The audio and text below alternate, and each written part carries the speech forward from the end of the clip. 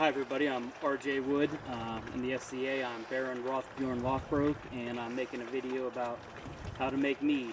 So this is, I promised I'd do this for my friend Aiden, who's going to do a video about how to make cordials. So what is mead? Mead is the one of the oldest fermented beverages there is. It probably shares that title with cider, but it's basically fermented honey water is what it is. And you can use different spices, different fruits and things like that in it, and there's all kinds of different names, but you don't have to worry about that. So normally the ingredients I use, I'm going to be using about the same stuff, but I'm only making a 2-gallon batch. I usually make this on my kitchen stove or on a turkey fryer, a big burner, but I'm doing it outside today with some special equipment that I want to go over. This is my fire pit. It's been to lots of Blackstone raids. It should be at war practice. It's been to Northern Oak and war maneuvers, and it's been at Pennsic. I'm using this tripod that was given to me by my friend Neil Ninefingers. And for another piece of equipment, I'm using this little 2-gallon carboy I got from my knight Sir Tarl. Ingredients-wise, I'm just using honey that came from the bee people. This is killer bee honey I bought I don't know how many Pennsics ago. I've been saving it for a rainy day, and this seems like the good occasion for that. I've got water that just came from Giant Eagle, just bottled water.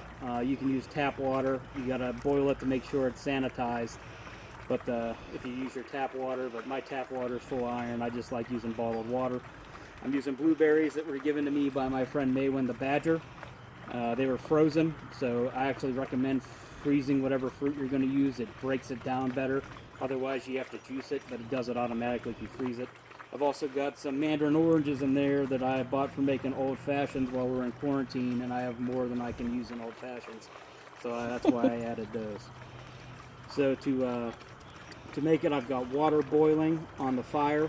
I'm going to take it off of there. Some people actually add the honey and they boil it. My friend Misa, who was a food scientist, taught me that you just add the honey to it. She's an excellent mead brewer too. In fact, her and her husband, they're starting their own commercial meadery. So this little trick I learned from them is you don't boil the honey.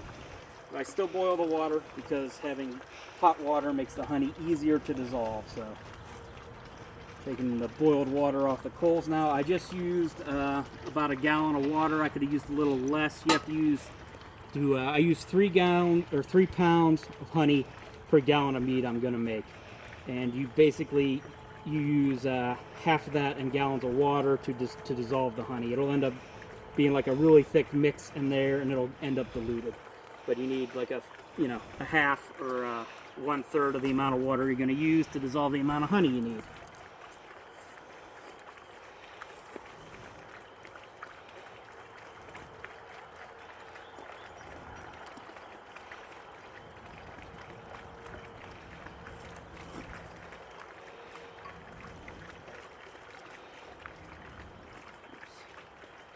Don't need that in there.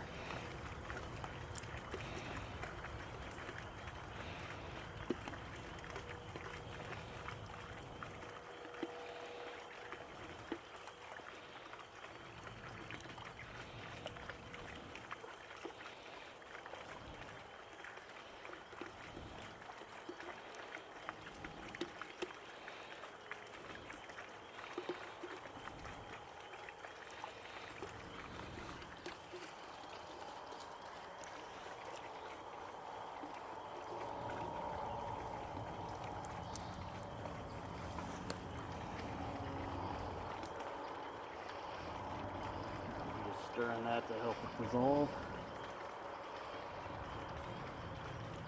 So I've already added my stuff to my fruit to the primary fermenter.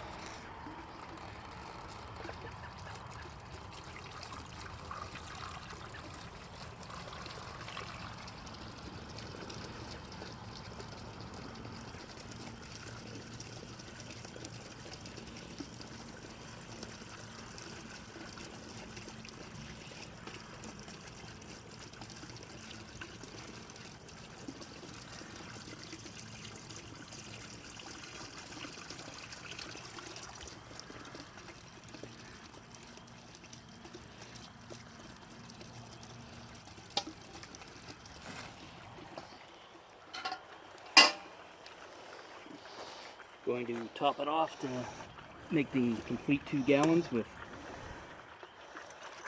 cold water. That's all right.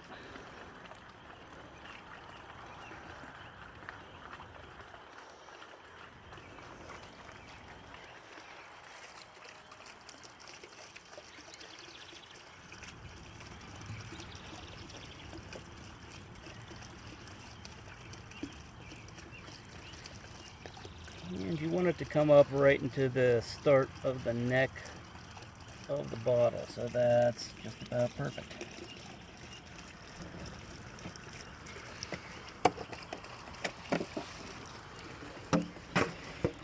And now temporarily I'm going to seal this off with just a piece of cloth. And this is a accurate way to do it. You can use you know, a bubbler and other materials too, modern materials, but this will work just fine. You can also just put a balloon over it.